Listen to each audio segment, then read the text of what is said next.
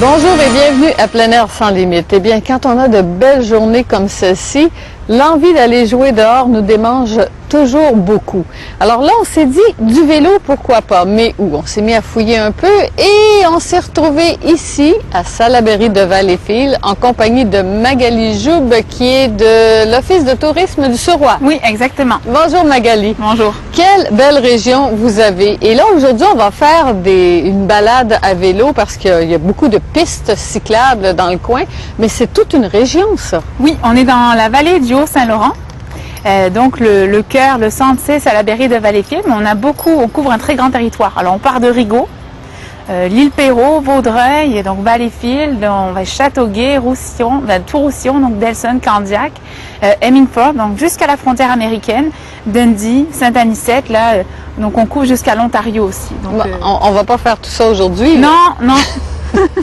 On va choisir un petit parcours vélo, vous en avez plusieurs aussi. Oui, on en a plusieurs. On a des pistes cyclables, on a des circuits sur route. Donc au niveau des pistes cyclables, on propose un séjour, par exemple, c'est la boucle des 4 canaux. La boucle des 4 canaux, c'est ce qu'on va faire aujourd'hui. Oui, c'est ça.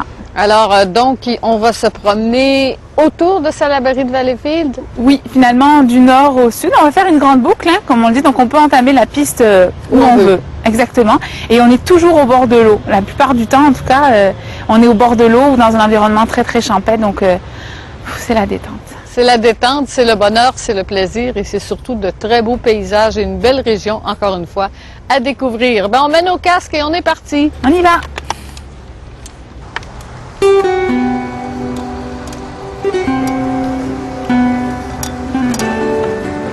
C'est joli le long du canal. Oui, ben là on rentre sur la piste cyclable Soulanges finalement. C'est la piste qui longe le canal de Soulanges, enfin les vestiges du canal. On va le découvrir là tout au long. On a les écluses, on a plein de vestiges avec les pierres. Tout est rouillé, la nature a repris le dessus finalement. C'est très très très très très bien.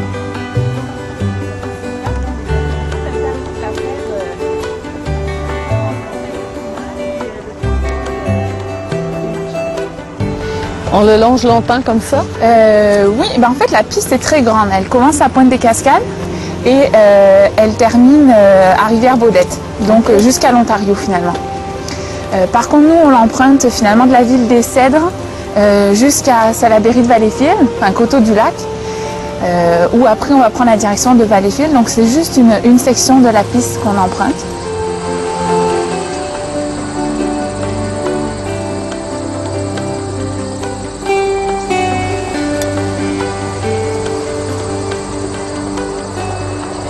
Il y a une petite halte là? Oui, on peut s'arrêter là. On va aller voir.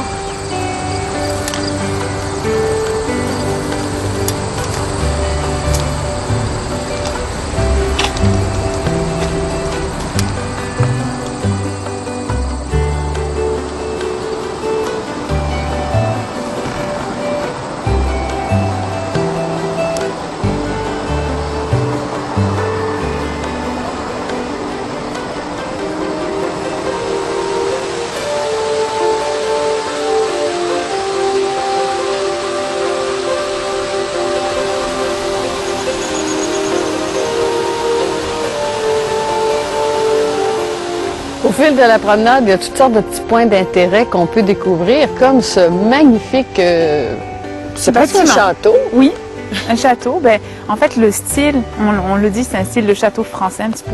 Il est tout en briques. On l'appelle aujourd'hui le petit pouvoir des Cèdres. C'est un nom très très affectueux qu'on y donne. Mais au départ, c'est la centrale hydroélectrique du canal de Soulanges. C'est le rêve de beaucoup qu'il soit réouvert, mais ce n'est pas encore le cas.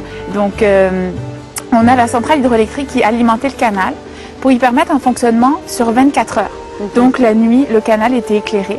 C'est le premier canal à écluse éclairé au Canada. Donc c'est tout un bâtiment. Le canal de Soulanges est un bâtiment extraordinaire là, pour l'époque. Donc en 1899, année de sa construction, fin de sa construction.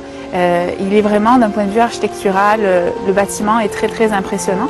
Et l'éclairage du canal était un petit peu sa garantie d'un fonctionnement optimal parce que les bateaux circulaient jour et nuit. Donc, il est plus que centenaire, lui, là, derrière Oui. nous. Et présentement, on n'en fait pas usage et simplement, il fait partie du décor. Oui, exactement. Il y a eu beaucoup de bonnes idées. Tout le monde voudrait se l'approprier.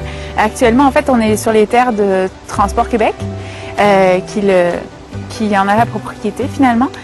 Mais on a pensé à des restaurants, un restaurant en terrasse qui pourrait être ouvert avec l'eau, la vue sur le fleuve. Pourquoi pas aussi des artistes qui se réuniraient là pour faire des expositions permanentes accessibles aux cyclistes. Plein de bonnes idées. Ah, plein de bonnes idées. On va travailler ça, mais en tout cas, en attendant, on va l'admirer parce qu'il est vraiment très joli. C'est un bel arrêt. Le site ici est très beau aussi.